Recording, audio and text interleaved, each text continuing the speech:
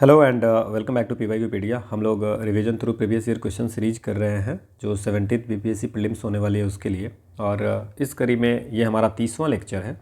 इससे पहले हम लोगों ने 29 लेक्चर किए हैं, तो जो लोग नए हैं पहले तो वो 1 to 29 लेक्चर देख ले तो आपको फ़ायदा होगा, क्योंकि previous year question is all about कि आपने जो पहले पढ़ा है उसमें आपको क्या पूछा जा रहा है, वो आपको एनालिसिस तभी समझ में आएगी।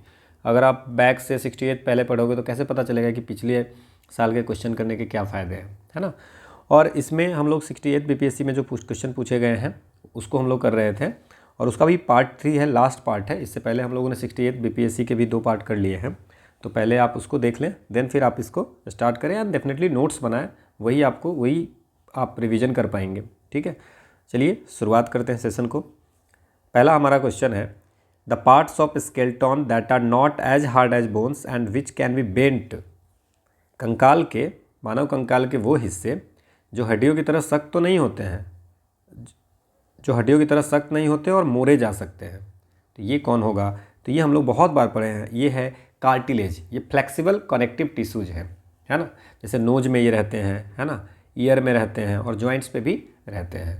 तो ना ये बोन्स की तरह हार्ड है ना, बट ये आपको फ्लेक्सिबिलिटी देती है, सपोर्ट, है ना। तो ये आपको दिमाग में रखना है। अगला है कि lichen, in a lichen a chlorophyll containing partner. Lichen में लाइकन में 2 होते हैं, ये भी क्वेश्चन हम लोगों ने पढ़ा हुआ है, फंगी और एल्गी। सो एल्गी और फंगी के बीच में लाइकन है, और इसमें सिम्बायोटिक रिलेशनशिप है, मतलब दोनों को एक दूसरे से फ़ायदा होता है ना। तो फंगस जो होते हैं वो आपको एल्गी के लिए एक सरफेस देता है कि आप इस पर फैल सकते हो, है ना। स्टेबल सरफेस देता है एल्गी, इस पर आप ग्रो कर सकते हो। और एल्गी जो है वो फूड बनाता है दोनों के लिए, मतलब फंगस और ये। तो सिम्बायोटिक रिलेशन, दोनों म्यूचुअल रिलेशनशिप है, दोनों को फ़ायदा होता है ना। कि तो उसको बोलते, ये हो गया लाइकेन, ठीक है ना। सो लाइकेन में हो गया ये आपको relation, symbiotic relation between the algae and fungi. तो क्लोरोफिल कंटेनिंग पार्टनर ये आपको हो गया एल्गी एंड फंगी।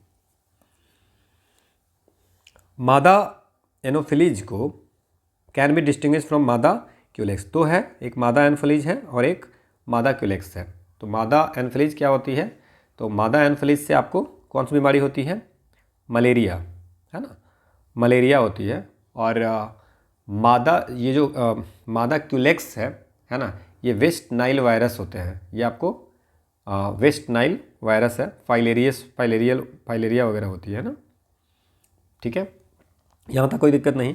अब पूछ रहा है कि ये दोनों में डिफरेंस पूछ रहा है कि कैसे अलग कर सकते हैं, क्योंकि ये बैठती है, दोनों कैसे बैठती है ना।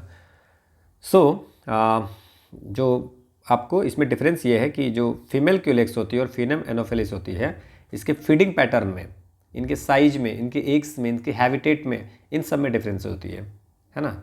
तो ये जो है आप अधः स्तर के साथ एक कोन पर बैठती है। Female Anopheles can be distinguished from the female Culex because it sits eight an angle with substratum, ठीक है ना। तो ये आपको जो एनोफिलिस मच्छर है ना, ये फीमेल एनोफिलिस है, ये आपको 90 डिग्री का कोण बनाता है। 45 डिग्री का सरफेस से आपको बैठती जो है वो आपको 45 डिग्री का कोण बनाती है, ठीक है ना। और अगर बात करें इसमें कि इस दोनों में, तो एक जो होता है जो क्यूलेक्स होती है ना, वो parallel to the surface of substratum होते हैं, और फीमेल एनोफिलिस जो होती है वो एंगल बनाती है सबस्ट्रेटम के बीच में, 45 डिग्री का एंगल। तो ये आप याद रख सकते हैं, है ना, ठीक है ना। समझ में आया। जो फीमेल एनोफिलीज होती है वो आपको सरफेस के साथ 45 डिग्री का कोण बनाती है, तो at an angle with the substratum, parallel में रहता है क्यूलेक्स वाली, ठीक है। अगला हमारा क्वेश्चन है कि शरीर की प्रतिरोधक क्षमता से जुड़ा सबसे महत्वपूर्ण कोशिका कौन सा है। सो इम्यूनिटी वाला जो है वो कौन सा है, प्लेटलेट है, लिम्फोसाइट है, आरबीसी है। हम लोगों ने पहले भी पढ़ा है कि लिम्फोसाइट जो होगा वो आपको इसमें टी लिम्फोसाइट होते हैं, बी लिम्फोसाइट होते हैं। टी जो है सो आपको एंटीबॉडीज़ को प्रोडक्शन करता है, जो पैथोजन, कोई भी अगर पैथोजन अगर एंट्री करता है तो उसमें, और ये आपको कोई भी अगर फॉरेन एंटीजन आती है तो उसके लिए। सो ये दोनों जो है सो आपको इम्यूनिटी सिस्टम में काम करती है। सो इट्स अ लिम्फोसाइट जो की होती है। लिम्फोसाइट बनती कहाँ है? इससे बोन मैरो में बनती है। लिम्फोसाइट बोन मैरो में बनती है। और ये सब चीज़ें हैं जो आपकी जो प्लेटलेट के बारे में बात करेंगे तो ये ब्लड क्लॉटिंग में इन्वॉल्व होते हैं, ठीक है ना। तो ये सब हम लोगों ने पढ़ा हुआ है, प्लेटलेट, लिम्फोसाइट, आरबीसी पढ़े हुए हैं। तो बस इसकी अभी हम लोग एक लाइन में देख के निकल जाते हैं।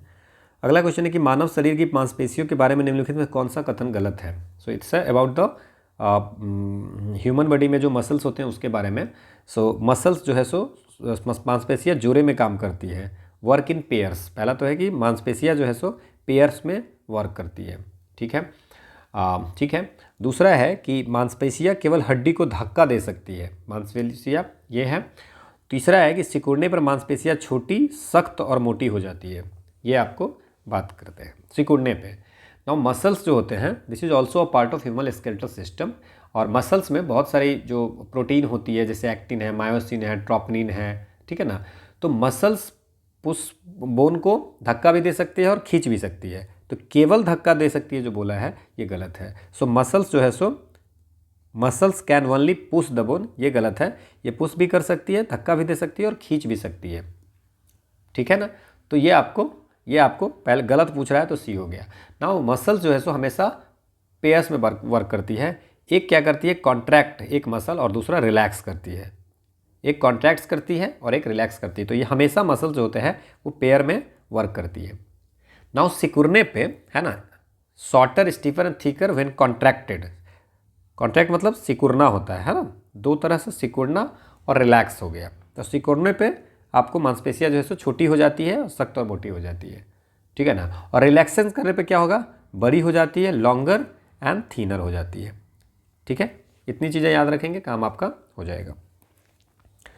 अगला है कि 20 सेंटीमीटर फोकस दूरी से एक उत्तल लेंस की सतह पर एक सफ़ेद घोरे का प्रतिबिंब बनाने के लिए बड़ी संख्या में काले रंग की पतली पट्टियाँ बनाई जाती है। वो प्रतिबिंब कैसा होगा? इसमें आपको बोल रहा है कि an image of a white horse, एक उजला घोड़ा है ना। तो उस पर जो है सो आपको उत्तल लेंस लगा दिया गया है और उत्तल लेंस में उसका इमेज कर रहा है। लेकिन उन्होंने क्या किया है कि जो उनका उत्तल लेंस का जो कर्व पोर्शन है उस पर क्या किया है? काला, है ना, काले रंग की पत्तियाँ। तो मान लीजिए कि तो पूरा है ना, बीच बीच में काले रंग की पत्तियाँ लगा दी गई है, ठीक है ना। सफ़ेद घोड़े का प्रतिबिंब बनाने के लिए बड़ी संख्या में काले रंग की पतली पत्तियाँ बनाई गई है। तो कैसा होगा?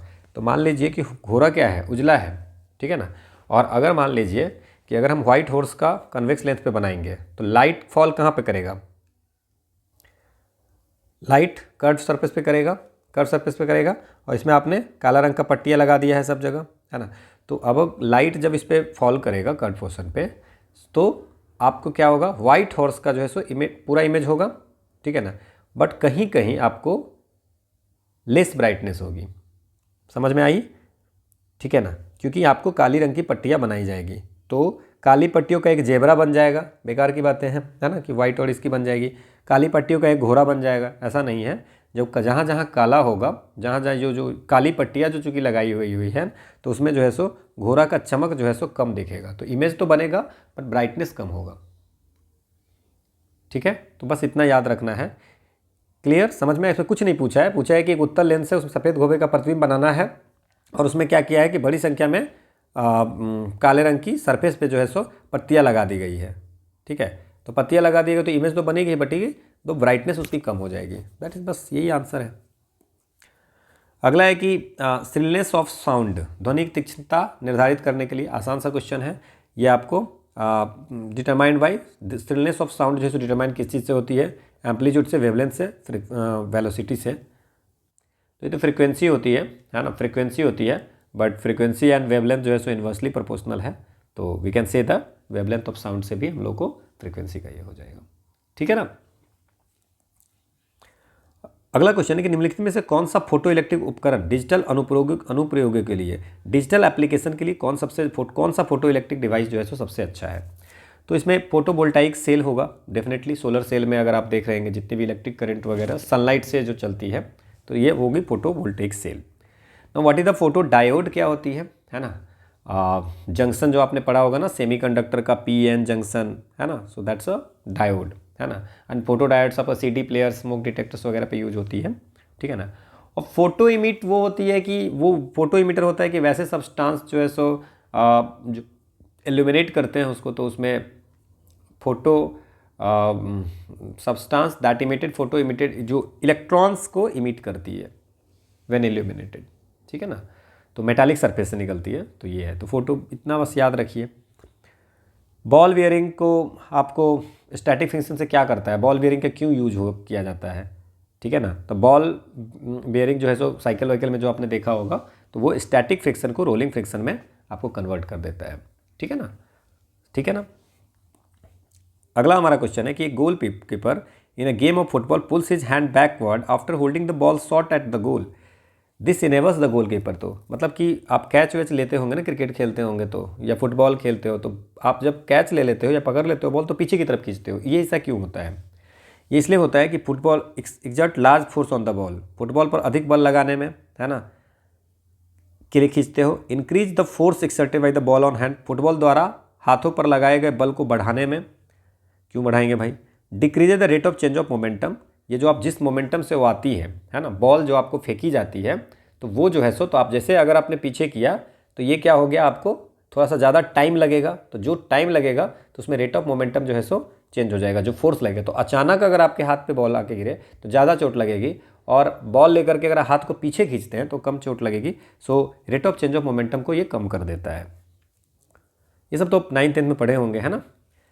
निम्नलिखित में से कौन सा एक रेडियोधर्मी तत्व द्वारा उत्सर्जित धनात्मक रूप से आवेशित है? Which among the following is positively charge particle, radio active element के द्वारा जो चीज़ें निकलती है, तो अल्फा भी निकलती है, बीटा भी निकलती है और गामा भी निकलती है ना। तो इसमें पूछ रहा है पॉजिटिवली चार्ज कौन सा होगा, तो बीटा जो होता है निगेटिवली चार्ज होता है, अल्फा जो होता है ये आपको पॉजिटिवली चार्ज पार्टिकल होती है, तो ये आपको अल्फा रे इसका आंसर होगा, ठीक है। अगला हमारा क्वेश्चन है कि सेंट्रीपिटल फोर्स किसका काम क्या है? सेंट्रीपिटल फोर्स जो होता है, आप लोग जानते हैं सेंट्रीपिटल क्या होता है? So there is a to centrifugal, हमने पढ़ा है। सेंट्रीफ्यूगल में आप याद रख सकते हैं कौन सा, वॉशिंग मशीन वाला। और सेंट्रीपिटल फोर्स जो होता है वो अगर कोई बॉडी अगर सर्कुलर में ट्रैवल कर रहा है, मान लीजिए कि यहाँ पे गाड़ी है कोई और वो सर्कुलर में ट्रैवल कर रहा है ना, तो ये आपको ये जो आपको इसमें जो है सो हेल्प करता है, सर्कुलर पाथ में बना रहे उसमें हेल्प करता है, ठीक है। So keeps the body moving along the circular path, ठीक है। तो ये ध्यान रखना। तो सेंट्रीपिटल फोर्स देखिए ये ऐसे, और सेंट्रीफ्यूगल जो है सो इसको दूर रखती है, ठीक है ना। अगला है कि निम्नलिखित में से किस ऊर्जा परिवर्तन में घर्षण बल शामिल होता है? सो दो जो सरफेस होता है उसके बीच में अगर फ्रिक्शन होगा तो उससे काइनेटिक एनर्जी जनरेट होता है, ठीक है ना। और kinetic energy converted to the thermal energy में, घर्षण से क्या होगा, थर्मल एनर्जी होगी, तो kinetic energy converted to the thermal energy. So kinetic energy जो है होता है वो हीट एनर्जी में। आप दो चीज़ों का घर्षण करने पे हीट आती है ना, तो वो आपको पता होगा, पत्थर में पत्थर मारने से आग, है ना। नाउ एक बस सीधे रास्ते पे चल रही है और अचानक दाईं ओर एक तेज मोड़ लेती है, तो बस में बैठा जो यात्री होगा वो किधर झुकेगा? बाईं ओर झुकेंगे डेफिनेटली। ये तो बेसिक सा क्वेश्चन है। बस अगर मान लीजिए कि चल रहा है और ये दाईं घूमेगा तो ये जो है सो अपोजिट फोर्स लगेगा, है ना, क्योंकि लोअर पोर्शन जो पैसेंजर का होगा वो बस के ग्राउंड में होगा, है ना। तो जैसे ही वो घूमेगा तो क्या होगा, आपको अपर पोर्शन पैसेंजर का जो है so outside the centrifugal force, मान लीजिए कि ऐसे बस ऐसे जा रहा है, अचानक से घूमा तो ये इधर फोर्स लग जाएगा। होप आपको समझ में नहीं आया तो रट्टा मार लेना। अगला क्वेश्चन है कि before playing the orchestra in a musical concert a sitarist tries to adjust the tension and plug the string suitably by doing see he's adjusting. क्या एडजस्ट कर रहा था? मतलब कि किसी ऑर्केस्ट्रा में म्यूजिकल कोई जो हो रहा है, सितार वाला जो है सो वो पहले क्या करता है, उसको ठीक करता है। सितार वादक जो है सो उसका स्ट्रिंग वगैरह को ठीक करता है, ठीक से बांधता है। क्यों बांधता है? इससे क्या फ़ायदा होगा? इससे जो है सो एम्पलीट्यूड ऑफ साउंड ठीक हो जाएगा, इंटेंसिटी होगा साउंड ठीक का, ये फ्रिक्वेंसी जो है सर वो आपको ठीक हो जाता है, ठीक है ना। So frequency of the sitar string with the frequency of other musical string को सुटेबली आपको जो है सो एडजस्ट करता है कि गड़बड़ ना हो, है ना। अगला हमारा क्वेश्चन है कि arrange the following words in a meaningful order. तो इसमें बोल रहा है कि इसमें जैसे वाइस प्रेसिडेंट है, स्पीकर है, प्राइम मिनिस्टर और मेंबर ऑफ पार्लियामेंट। तो अगर पॉलिटिकल हायरकी में बात करें तो सबसे पहले प्रेसिडेंट आएगा, तो सबसे पहले 2 लिखेंगे, देन प्रेसिडेंट के बाद होते हैं वाइस प्रेसिडेंट, ये भी हम लोगों ने बात कर लिए हुए हैं पहले। वाइस प्रेसिडेंट के बाद होते हैं प्राइम मिनिस्टर, और उसके बाद एक ही ऑप्शन आपके, उसके बाद तो डेफिनेटली स्पीकर होगा और ये मेंबर ऑफ पार्लियामेंट तो सबसे लास्ट में होगा। सो 2 1 4 3 5, आसान सा क्वेश्चन है।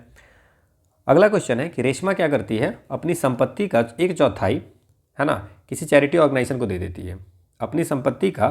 तो मान लीजिए इसकी अगर संपत्ति x है तो ये क्या करती है, डोनेट कर देती है x/4 किसी को। तो इनके पास बचा कितना, बचा x - x/4 which is 3x/4 बचा इनके पास संपत्ति, ठीक है। And divides the remaining property, और जो बचा उसको अपने 3 बच्चों में बांट देती है। तो 3x/4 संपत्ति बची है ना, तो डिवाइड बाई 3, ठीक है। तो 3x/12 हो गया, तो x/, मतलब कि तीनों को कितना कितना मिला, वो x/4 x/4 x/4, 3x/4 है ना, तो तीनों को x/। तो पूछ रहा है कि the part of property each child, तो सबको 1/4 मिल रहा है। और बेसिक एक और चीज़ है कि रेशमा अपनी संपत्ति का 1/4 दे दिया उसमें, और बाकी 3 बच्चों को, मतलब रेशमा की संपत्ति के 4 भाग हो गए, तो वैसे भी 1/4 1/4 चारों को मिल जाएगा। अगला है कौन सा कथन असत्य है, कह रहा है कि every square is a rectangle. देखिए, तो स्क्वायर जो होता है उसमें क्या होता है, साइड बराबर होती है, और रेक्टेंगल जो होता है उसमें आमने सामने की 90 डिग्री का कोण तो बनाते ही है, आमने सामने की भुजा भी बराबर होती है। So every square is a rectangle but every rectangle is not a square because all the sides are not equal. तो अगर मान लीजिए रेक्टेंगल का एक ऐसा कंडीशन तो हो ही सकता है जिसमें साइड जो है सो इक्वल हो, ठीक है ना। सो every square is a rectangle, ये बिल्कुल सही है, जो आपको ये बोला गया है बिल्कुल सही है। देन आपको दूसरा है कि every square is a rhombus, ठीक है ना। हर स्क्वायर रोम्बस होता है लेकिन रोम्बस स्क्वायर नहीं होता है, बिकॉज रोम्बस का डिफिनीशन ये है कि इनके जो सारी भुजाएं सेम होगी, तो स्क्वायर में भी सारी भुजाएं सेम होती है और ये पैरेलल होगी, ठीक है। आमने सामने की जो भुजा होगी वो पैरेलल होगी, तो एवरी रोम्बस जो होगा वो आपको पैरेलल होगा, ये भी बिल्कुल सही है। पैरेललोग्राम भी होगा, every rhombus is a parallelogram, ठीक है। और every square is a rhombus, तो इसमें अगर आप स्क्वायर देख रहे हो तो इसमें भी आमने सामने की भुजा बराबर है और ये इसमें भी पैरेलल है, तो every square is a rhombus but every rhombus is not a square. Hope आपको समझ में आया होगा, तो इसमें कोई भी गलत नहीं है। एक फैमिली है, ठीक है, तो उसमें आपको कुछ सदस्यों के परिवार में क्या होता है, बी कहता है कि आर मेरी बहन ए की पुत्री है, R is the daughter of my sister A, R जो है daughter of my sister A. तो देखिए बी कहता है कि आर मेरी बहन की, आर जो है मेरी बहन की, मेरी बहन ए की पुत्री है, ठीक है। तो आर क्या है, पुत्री है, तो मान लेते हैं कि इसको हम अगर माइनस में रखें, माइनस नोटेशन कर देते हैं, और ए की पुत्री है तो ए को हम लोग, ए की पुत्री है और ए बहन है तो लड़की हो गया, ठीक है। तो लड़की को हम लोग माइनस से इसमें दिखा रहे हैं, ठीक है। सो बी कहता है कि आर मेरी बहन ए की पुत्री है, ठीक है, यहाँ तक तो कोई दिक्कत नहीं है। और बी कह रहा है कि आर मेरी बहन भी है, ठीक है, तो ये भी चीज़ चलिए ठीक है, मेरी बहन है तो हम प्लस कर देते हैं इसको। अब आप समझिए, ठीक है, जो टी की एकलौती पुत्री है, जो टी की एकलौती पुत्री है, मतलब ये बहन है तो टी की पुत्री है, टी की एकलौती पुत्री है, तो इससे रिलेशनशिप कैसा हो जाएगा, ऐसा हो जाएगा, ठीक है, ये समझ में आ रहा है। ओके, एक्स टी और जेड की संतान है, मतलब टी और जेड की शादी हुई तो उससे एक्स हुआ, ठीक है, और एक बी है और एक ए है, यहाँ तक कोई दिक्कत नहीं है, ठीक है। जो एच की दादी नानी है, एच की दादी नानी है, ठीक है ना, एक्स टी और जेड की संतान है और एच की दादी नानी है, मतलब दादी या नानी होगी तो एच की दादी नानी मतलब इसका संतान होगा, बी का संतान होगा, ठीक है ना, यहाँ तक कोई दिक्कत नहीं है, बी का संतान होगा। अब ये क्या कहता है, अब ये कहता है कि के एम की माँ है, के जो है सो एम की माँ है, तो एम की माँ है के, ठीक है, तो के एम की माँ है, ओके। जो एच की एकलौती बहन है, H की इकलौती बहन जो है वो M है, और कह रहा है कि इसकी माँ है, तो B और M का जो रिलेशनशिप होगा वो आपको B और K का ना क्या है, K M की माँ है, तो यहाँ नहीं होगा, B और K का रिलेशनशिप जो होगा वो पति पत्नी का होगा, कि ठीक है। अब कह रहा है कि X अविवाहित है, X की शादी ही नहीं हुई है, इसकी शादी नहीं हुई है, X अविवाहित है, ठीक है। यदि S A की जीवन साथी है, S जो है सो A की जीवन साथी है, A की जीवन साथी S है, ठीक है, तो K का S से क्या संबंध है? K का जीवन साथी है तो इसका भी R से संबंध हो गया।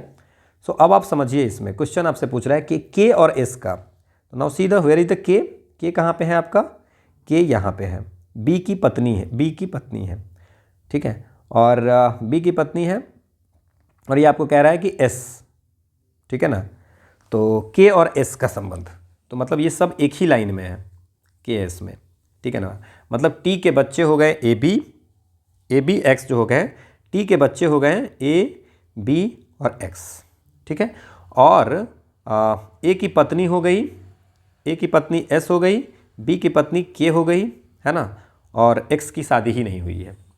तो आप पूछ रहा है कि आपको K से S में क्या संबंध है, यही पूछ रहा है ना, K का S से क्या संबंध है, तो K का कौन होगा बताइए मुझे, B की पत्नी K है ना, K M की माँ है तो B की पत्नी हो गई, है ना, तो ये K माइनस में रखेंगे, ठीक है, और S और A की शादी हुई है, A निगेटिव है, मतलब A लड़की है तो A पॉजिटिव।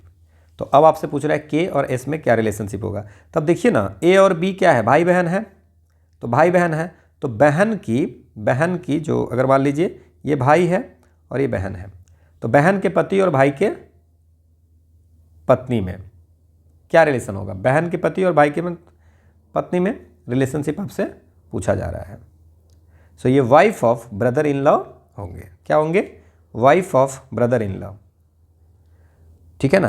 तो इनके लिए अगर रिलेशन देखेंगे तो ब्रदर इन लॉ का अगर S से K किस तरह से है, तो S का ब्रदर इन लॉ का वाइफ है K, S के ब्रदर इन लॉ के वाइफ है, ब्रदर इन लॉ की वाइफ है K। So this is the answer. Hope समझ में आया होगा, अगर आप इस पैटर्न को बना पाएंगे तो, नहीं तो आप एक बार दोबारा देख लेना, आपको समझ आ जाएगी। अगला क्वेश्चन है कि डायरी शब्द है एक, और how many words, no matter, meaningless word भी हो सकता है, can be found by the letter of diary, तो ये आपको कितने वर्ड है डायरी में, 1 2 3 4 5, तो फैक्टोरियल 5 वर्ड होंगे, तो फैक्टोरियल 5 होता है 5 गुने 4 गुने 3 गुने 2 गुने 1, so it's 120, so none of the above is the answer. अगला हमारा क्वेश्चन है कि मिसिंग टर्म पूछ रहा है, इस टाइप के क्वेश्चन पूछ चुके हैं। सो 44 माइनस 37 कितना होगा, 7, 52 में से 41 गया तो कितना बचा, 7, और 58 में से 33 53 गया तो कितना बचा, अच्छा 52 में से 41 गया तो बचा 11, 58 में से 53 गया तो बचा क्या, 5।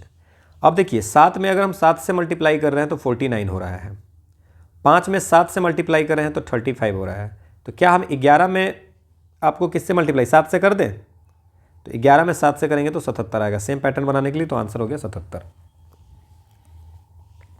अगला है कि मिसिंग नंबर आपसे पूछ रहा है 15 20, तो हम इस क्वेश्चन को सॉल्व करने के लिए मैंने आपको हमेशा कहा है कि आप इस तरह से पहले देख लीजिए, कितना है, +5 है, कितना है, +12 है, ये +30 है, ये +56 है, ये +130 है, और ये पता नहीं है, तो प्लस कितना है, ठीक है, यही है।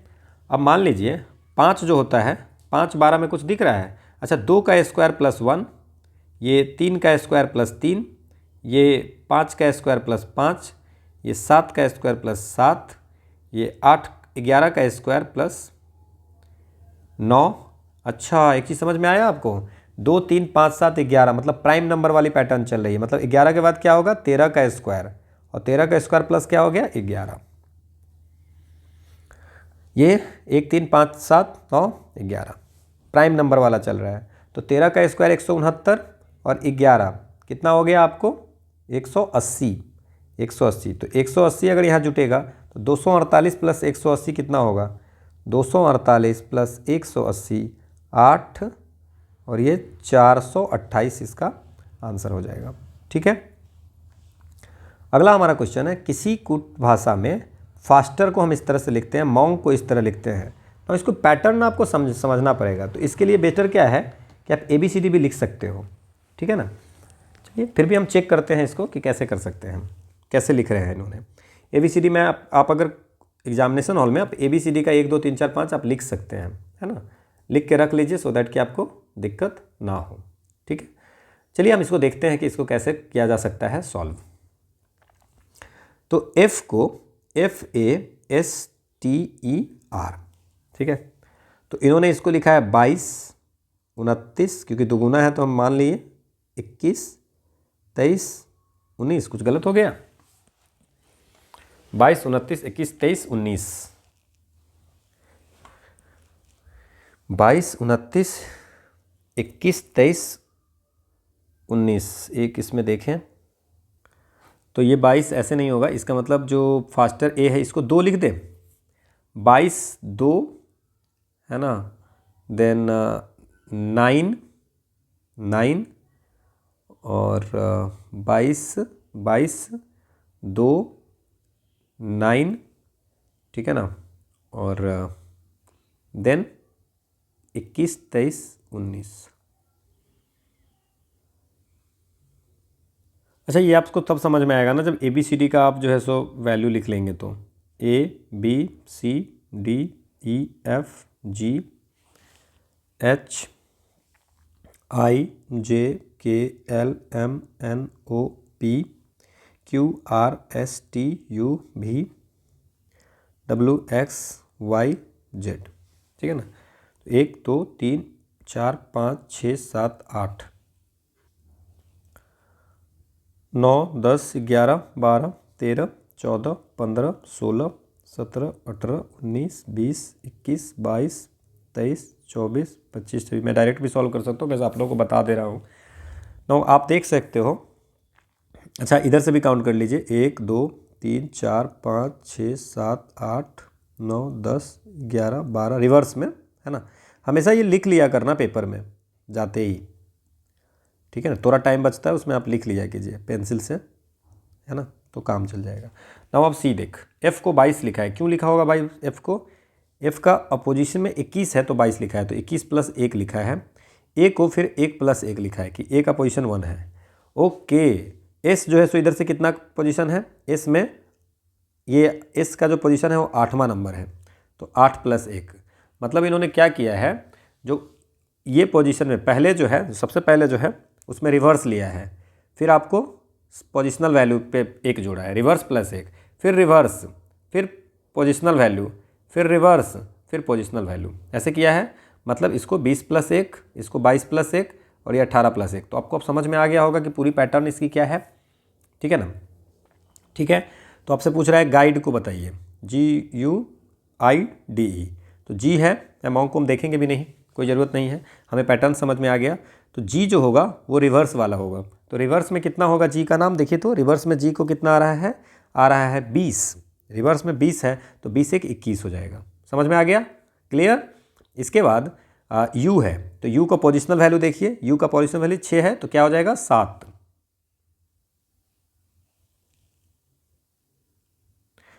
यू का पोजिशनल वैल्यू कितनी है? 21 है, सॉरी, तो ये 21 1 22 हो जाएगा पोजिशनल वैल्यू, रिवर्स वैल्यू फिर पोजिशनल वैल्यू। फिर आई की रिवर्स वैल्यू कितनी होगी? आई की पीछे से अगर आप हम देखेंगे तो क्या हो जाएगा, ये है 18, तो 18 1 क्या हो जाएगा 19, ठीक है। फिर डी का पोजिशनल वैल्यू 4 है तो हो जाएगा 5। फिर ई की पोजिशनल वैल्यू रिवर्स वैल्यू कौन सी है आपको? 22, तो 22 और 1 क्या हो जाएगा 23, तो 21 22 19 523, ये आंसर होगा। तो ये आपको पैटर्न समझना पड़ेगा, एक से समझ गए, मॉन्ग को लिखने की जरूरत नहीं है। अगला हमारा क्वेश्चन है कि एक rectangle has an area of 30 centimetre square. एक रेक्टेंगल की जो एरिया है वो 30 सेंटीमीटर स्क्वायर है। तो रेक्टेंगल की एरिया होती है लेंथ इनटू ब्रेथ, ठीक है, तो लेंथ इनटू ब्रेथ होती है इसकी एरिया, ठीक है। तो ये इज इक्वल टू है 30 सेंटीमीटर स्क्वायर। अब बोल रहा है कि पेरीमीटर इसका जो है सो 26 सेंटीमीटर, तो इसकी जो पेरीमीटर होती है 2 into length plus breadth is equal to 26, so length plus breadth is equal to जो हो गया 13 हो गया। यहाँ तक कोई दिक्कत नहीं है। अब हम लोग करते हैं, काम करते हैं, कोई भी वैल्यू रख लेते हैं, है ना, हमें पूछ रहा है साइड इसका पूछ रहा है, तो हम कुछ भी एक वैल्यू रखते हैं। जैसे मान लीजिए हम लोग b is equal to 30/L लिख देते हैं, ठीक है। Now just put the value of b, so L plus length 30/L is equal to 13, ठीक है। सो ये हो जाएगा L² minus 13L plus 30 is equal to 0। अगर इसको सॉल्व करेंगे तो L की वैल्यू जो आएगी वो 3 और 10 आएगी, और फिर B की वैल्यू जो होगी 10 और 3 आ जाएगी, ठीक है। सो 10 और 3 जो है सो इसका आंसर हो जाएगा, बुझाएं, ठीक है। अगला हमारा क्वेश्चन है कि एक shopkeeper offers 10% discount on an item with mark price 400, ठीक है ना, ठीक है। If he charges 10% GST then the final price क्या होगा। तो एक शॉपकीपर क्या करता है, आप समझिए इसमें कि 400 रुपये का चीज़ है, मार्क प्राइस है, मतलब कि मेंशन है, और 400 रुपये पे क्या कहता है 10% का डिस्काउंट दे देता है, ठीक है। तो 10% का डिस्काउंट दे दिया तो कितना रुपया हो गया, 360 रुपया में बोला कि हम इस पर 10% डिस्काउंट देंगे। लेकिन आप ये सामान खरीदिएगा तो आपको टैक्स भी लगेगा, तो 10% का टैक्स लग रहा है। तो ये आपको अगर बोलेंगे तो ये हो जाएगा 396 रुपया टोटल, उसमें उसे लिया 400 की प्राइस है, और आपको इसमें 10% का डिस्काउंट दे दिया। तो मार्क प्राइस पे डिस्काउंट होता है हमेशा, और जितना प्राइस होगा उस पर GST लगता है, तो 10% का, तो 396 रुपया इनको देना पड़ेगा। अगला हमारा क्वेश्चन है कि जो काउंसिल ऑफ मिनिस्टर होते हैं, है ना, काउंसिल ऑफ मिनिस्टर होते हैं वो कलेक्टिवली रिस्पॉन्सिबल होते हैं किसके, चीफ मिनिस्टर के, गवर्नर के, लेजिस्लेटिव असेंबली के। हमारे संविधान के आर्टिकल 164(2) में लिखा हुआ है कि the council of minister shall be collectively responsible to the legislative assembly of the state, ठीक है ना। उसी तरह काउंसिल ऑफ मिनिस्टर जो होता है पार्लियामेंट, जो आपको सेंट्रल में होता है, वो collectively responsible to the Lok Sabha, ठीक है। अगला हमारा क्वेश्चन है कि 73वें अमेंडमेंट के बाद डिसेंट्रलाइजेशन किस चीज़ों की हुई है। तो डिसेंट्रलाइजेशन डिसीजन मेकिंग की हुई है, बिल्कुल सही बात है। पूरे सिस्टम की हुई है, पूरे सिस्टम की भी हुई है डिसेंट्रलाइजेशन। एडमिनिस्ट्रेटिव पावर की भी हुई है, जुडिशियल पावर की डिसेंट्रलाइजेशन नहीं हुई है 73वें कॉन्स्टिट्यूशनल अमेंडमेंट एक्ट के बाद, ठीक है ना। So there ground root level पे एडमिनिस्ट्रेटिव का भी डिसेंट्रलाइजेशन हुआ है, ये सब हुआ है। So 1 to 4 is the right answer. अगला हमारा क्वेश्चन है कि the representation in the Rajya Sabha includes, member जो है सो डायरेक्टेड सिटीजन के द्वारा, राज्यसभा में जो मेंबर होते हैं उनका डायरेक्टली इलेक्शन होता है, गलत बात है। Members indirectly elected by the citizen through their representatives, ठीक है। तो जो लेजिस्लेटिव असेंबली में होते हैं वो लोग सिलेक्ट करते हैं, सो इनडायरेक्टली इलेक्टेड। और member nominated by the president, और प्रेसिडेंट के द्वारा नॉमिनेट भी होते हैं मेंबर, 12 मेंबर्स, ठीक है। तो ये हम लोग याद रखेंगे कि तो more than one of them, B and C are right. अगला हमारा क्वेश्चन है कि निम्नलिखित में से किसका संबंध भारत के सर्वोच्च न्यायालय से है। तो आप ये जुडिक्शन के बारे में बात कर रहा है कि विच of the following is concern with the supreme court of India. तो सुप्रीम कोर्ट के पास में एपेलेट जुडिक्शन है, एपेलेट जुडिक्शन भी है, और अपील कर ही सकते हैं ना, हाईएस्ट कोर्ट है ये आपको। नाउ ओरिजिनल जुडिक्शन बेस का है, ओरिजिनल जुडिक्शन। अब मान लीजिए आर्टिकल 131 में अगर आप बात कीजिए तो इसमें लिखा हुआ है एडवाइजरी जुडिक्शन भी इनकी है। 143 प्रेसिडेंट को एडवाइज कर सकता है ना। और ओरिजिनल है हाई कोर्ट, दोनों लड़ाई अगर होती है दो स्टेट के बीच में या सेंट्रल स्टेट के बीच में होती है तो उसमें भी जाते हैं, ठीक है ना। तो ये सब हमको ध्यान रखना है। रिट भी हम लेके जा सकते हैं, अपील भी कर सकते हैं इसमें। High court, highest court of appeal भी कंट्री में ही बोलते हैं। तो एपेलेट जुडिक्शन भी है, ओरिजिनल जुडिक्शन लड़ाई हो रही है स्टेट और सेंटर, दो स्टेट के बीच में या स्टेट सेंटर के बीच में होती है, उसमें भी देखते हैं। अब ये कॉलेजियम सिस्टम क्या है, तो more than one of the above तो हो ही गया। Which of the following concern with the supreme court of India. तो what is the collegium system क्या होता है, तो जजेज की अगर ट्रांसफ़र होनी है, अपॉइंटमेंट होनी है, तो उसकी जो सिलेक्शन होती है ना, किसको करना है क्या करना है, उसमें बनती है कॉलेजियम, जिसके हेड होते हैं चीफ जस्टिस ऑफ इंडिया और 4 और सुप्रीम कोर्ट सीनियर मोस्ट जज जो होते हैं सुप्रीम कोर्ट का, ये आपको मिल करके बनाते हैं कॉलेजियम, वो फैसला लेते हैं, है ना। क्लियर। अगला हमारा क्वेश्चन है कि 73वें संविधान संशोधन अधिनियम के तहत पंचायती राज संस्थाओं में चुनाव लड़ने के लिए न्यूनतम आयु कितनी। ये भी सब क्वेश्चन हम लोग कर चुके हैं, ये सारी क्वेश्चन हम लोगों ने कर लिए हैं कि लोकसभा में 25 साल होती है, राज्यसभा में 30 साल होती है, स्टेट लेजिस्लेटिव असेंबली 25 होते हैं, लोकसभा, ये सारी हमने की है। प्रेसिडेंट के लिए 35 होती है, वाइस प्रेसिडेंट के लिए 35 होती है, पंचायत और म्यूनसिपैलिटी में 21 ईयर्स होती है। ये सब हम लोगों ने पहले किया हुआ है। अगला क्वेश्चन है कि भारत में जिला स्तर पर उपभोक्ता विवाद निवारण के संदर्भ में निम्नलिखित में से कौन सा कथन सही नहीं है। सो जो हमारा ये आपको उपभोक्ता कंज्यूमर डिस्प्यूट रिड्रेसल वाली जो एक्ट आई थी, तो उसमें बात हुई थी कि हर डिस्ट्रिक्ट में आपको एक पर्सन होगा, हर एक डिस्ट्रिक्ट फोरम बनाई जाएगी। उस डिस्ट्रिक्ट फोरम में एक पर्सन होगा जो डिस्ट्रिक्ट जज के लिए क्वालिफाइड होगा, वो प्रेसिडेंट होगा और 2 और मेंबर होंगे, उसमें से एक वीमेन होगी कम से कम। ठीक है, सो नॉट करेक्ट पूछ रहा है। अब हम लोग थोड़ा सा पढ़ते हैं। The state government can establish more than 1 district forum in district if it dims fit. अगर स्टेट गवर्नमेंट को ऐसा लगता है तो एक डिस्ट्रिक्ट में, है ना, एक से ज़्यादा डिस्ट्रिक्ट फोरम बना सकती है। बिल्कुल, डिस्ट्रिक्ट फोरम में मैंने आपको बता दिया कि एक डिस्ट्रिक्ट जज के जो क्वालिफिकेशन के लोग जो होते हैं प्रेसिडेंट होंगे, 2 और मेंबर होंगे, जिसमें एक वीमेन हो सकती है। ठीक है, one of the member of district shall be women, ये भी सही है। The district forum even entertains the complaints where the value of goods और service does not exceed rupees 50 lakh से कम वाले में इसमें आपको बात करते हैं। तो 50 लाख से अगर कम होगा 50 लाख से, तो आपको इसकी जुडिक्शन होगी डिस्ट्रिक्ट कमीशन की। ठीक है, और 50 लाख से लेकर के 2 करोड़ तक, फिर 50 लाख से लेकर के 2 करोड़ तक की होगी तो स्टेट गवर्नमेंट, स्टेट कमीशन के पास में होगा। और 2 करोड़ से ज़्यादा की होगी अगर, तो ये आपको नेशनल कमीशन। तो याद रखेंगे, कंज्यूमर डिस्प्यूट वाली जो एक्ट है उसके तहत स्टेट गवर्नमेंट चाहे तो एक से ज़्यादा डिस्ट्रिक्ट फोरम डिस्ट्रिक्ट में बना सकते हैं, और उसमें जो मेंबर होंगे, डिस्ट्रिक्ट फोरम के मेंबर होंगे, वो उसकी क्वालिफिकेशन होगी डिस्ट्रिक्ट जज की। ठीक है, उसमें एक, और उसके बाद 2 मेंबर्स होते हैं जिसमें एक विमेन होगी। यहाँ तक कोई दिक्कत नहीं। इसके बाद याद रखना है कि 50 लाख तक के रुपीज़ होंगे तो डिस्ट्रिक्ट कमीशन की जुडिक्शन आएगी, 50 लाख से 2 करोड़ में स्टेट कमीशन की जुडिक्शन आएगी, और 2 करोड़ से ज़्यादा की होगी तो नेशनल कमीशन की आएगी। Now you can read and you can देख सकते हो कि इसकी जुडिक्शन क्या है। At what level does panchayat समिति ऑपरेट। पंचायती राज में जो बलवंत राय मेहता कमेटी ने बताई थी 3 टियर सिस्टम, उसमें ब्लॉक पंचायत और मंडल पंचायत जो होगा वो आपको ब्लॉक पंचायत, ये पंचायत समिति जो होगा ये कौन से लेवल है, ब्लॉक लेवल पे होती है ना। डिस्ट्रिक्ट लेवल पे तो जिला परिषद, ग्राम पंचायत लेवल तो ग्राम पंचायत होती है ना। तो ब्लॉक पंचायत या मंडल पंचायत जैसे ब्लॉक लेवल पे होती है। मिडिल लेवल है। Which one of the following was establish as the first programme of community development. हम लोगों ने ये पढ़ा है, बहुत बार पढ़ा है। ये सबसे पहले कम्युनिटी डेवलपमेंट प्रोग्राम 1952 में आया था, है ना। इसके बाद 1953 में इसी को ये करने के लिए, इसी को टेक्नोलॉजिकल सपोर्ट देने के लिए नेशनल एक्सटेंशन फेज आई थी 1953 में।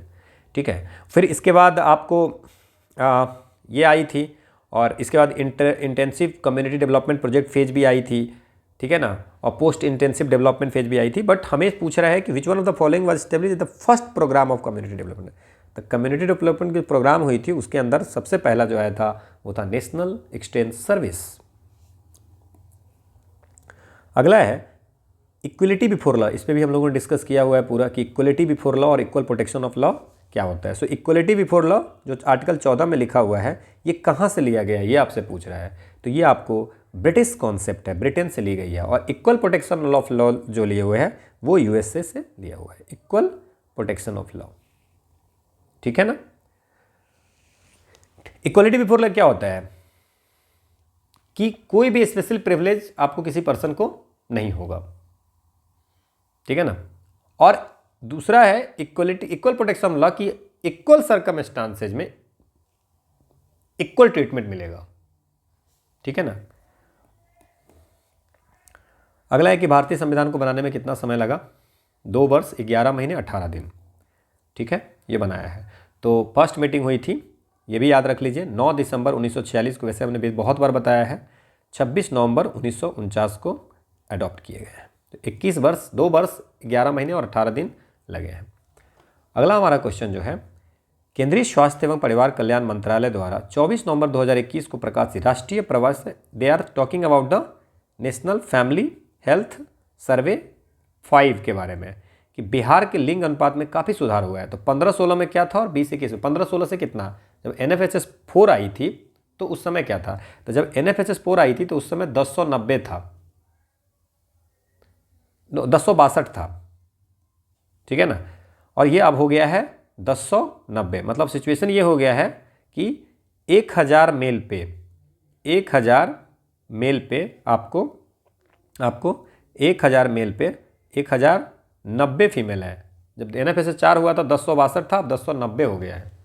ठीक है ना। तो फीमेल की संख्या बढ़ गई है, इंप्रूव हुई है। अगला हमारा क्वेश्चन है कि बिहार की जो आर्थिक सर्वेक्षण है उसके अनुसार से बिहार के आर्थिक सर्वेक्षण 2021-22 के अनुसार बिहार के सकल राज्य घरेलू उत्पाद की वृद्धि दर कितनी रही। तो अगर हम बात करें बिहार का जीएसडीपी जो है सो 2022-23 में 10.64% से वृद्धि हुई है। ठीक है, तो ये हम लोग याद रखेंगे कौन सा 2022-23 का, नॉट पुराना वाला याद रख के कोई फ़ायदा नहीं है। बिहार इकोनॉमी के बारे में इसमें से कौन सा सही है ये पूछ रहा है। सो बिहार जो है, बिहार का जो है the growth rate is one of the lowest in India. तो बिहार का lowest GDP per capita in India है और Bihar produces mostly primary goods, agriculture products की एग्रीगेरियन इकोनॉमी है, तो डेफिनेटली ये आपको प्राइमरी गुड्स ही प्रोड्यूस करेगा, तो ये भी सही है।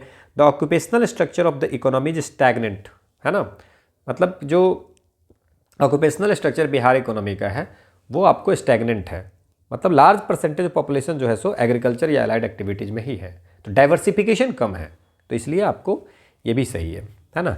निम्न दर है, ये भी सही है, तो ये तीनों के तीनों हमारा सही है। अगला हमारा क्वेश्चन है कि वर्ष 2020-22 के लिए सबसे कम महिला कार्यबल भागीदारी दर कितने प्रतिशत बिहार में दर्ज किए गए हैं। तो बिहार में अगर अभी हम बात करें तो जो 6.5 से अभी आपको फीमेल जो क्या कहते हैं फीमेल वर्कफोर्स पार्टिसिपेशन रेट जो होगा बिहार में वो 6.5 से 5.3 हो गया है अर्बन एरिया में, यह हम लोग को ध्यान रखना है। अब जो है सो 5.3% हो गया है। अधिकतम कर उद्योग, है ना, टैक्स इंडस्ट्री किस डिस्ट्रिक्ट में है, मतलब कि ऐसी डिस्ट्रिक्ट जहाँ से टैक्स आता हो, the maximum number of tax industries, जहाँ से टैक्स आती हो, ये ना, हाँ, अधिकतम कर उद्योग इंडस्ट्रीज किस डिस्ट्रिक्ट में है।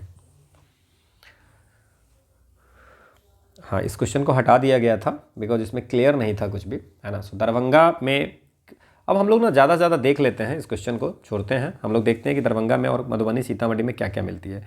तो यहाँ डिस्ट्रिक्ट दिए हुए हैं, जैसे दरभंगा में पेपर मिल, शुगर मिल, मतलब ये सारी चीज़ें हैं, makhana, terracotta, wooden waste, wooden furniture वगैरह। पूर्णिया में एग्रो प्रोसेसिंग मसाला वगैरह है ना, इसमें प्लाईवुड वगैरह है किशनगंज में। तो ये सारी हम देख सकते हैं, पटना सिवान में क्या बनता है, औरंगाबाद रोहतास में क्या बनता है, किस चीज़ की है, ये आपको handloom department government of Bihar से ये डाटा ली हुई है।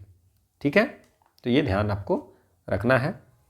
देखिए, एसीजेड अधिनियम 2005 में आया था, उसका क्या उद्देश्य था, स्पेशल इकोनॉमिक जोन 2005 में, मतलब इन्होंने कहा था कि एक्सपोर्ट को प्रमोशन के लिए, है ना, और एक्सपोर्ट के प्रमोशन के लिए हम लोग आपको एक स्पेशल इकोनॉमिक जोन बनाएंगे, जहाँ पे जैसे कि उसकी ऑब्जेक्टिव क्या था, एडिशनल इकोनॉमी एक्टिविटी, बिल्कुल सही है, एक्सपोर्ट को प्रमोशन करने के लिए, और उससे क्या होगा, एम्प्लॉयमेंट तो बाय डिफ़ॉल्ट जनरेट हो जाएगा। इंफ्रास्ट्रक्चर भी बनाना था इसमें, है ना, ठीक है, इन्वेस्टमेंट लाना था, ये सब था। तो ये आपको 1, 2 एंड 3 इज द ऑब्जेक्टिव। अगला हमारा क्वेश्चन है कि what is the policy measure adopted by the government of India to improve the system of agriculture marketing को इंप्रूव करने के लिए कौन सी सिस्टम लॉन्च की गई है। एमएसपी, है ना, बफर स्टॉक को मेंटेन करना। बफर स्टॉक का क्या होता है कि जैसे मान लीजिए कुछ कमोडिटी है, वो हमारे आपस में हम लोग फूड सिक्योरिटी के लिए उसको रखते हैं कि अगर कुछ इमरजेंसीज आ गए, ड्रॉट आ गए, फेमिन आ गए, तो उसके लिए तो ये बफर स्टॉक होता है ना। तो और पब्लिक डिस्ट्रीब्यूशन सिस्टम, सो पीडीएस जो है ये इंडियन फूड सिक्योरिटी सिस्टम है, ठीक है ना, एग्रीकल्चर मार्केटिंग का पब्लिक डिस्ट्रीब्यूशन सिस्टम जो है वो आपको जितने भी मैनेजमेंट जो फूड ग्रेन की डिस्ट्रीब्यूशंस वगैरह उसमें इवॉल्व करता है। So more than one of the above is the answer. अगला है कि which committee suggested the enactment of competition act 2002 लाने के लिए, ये किसने कहा था।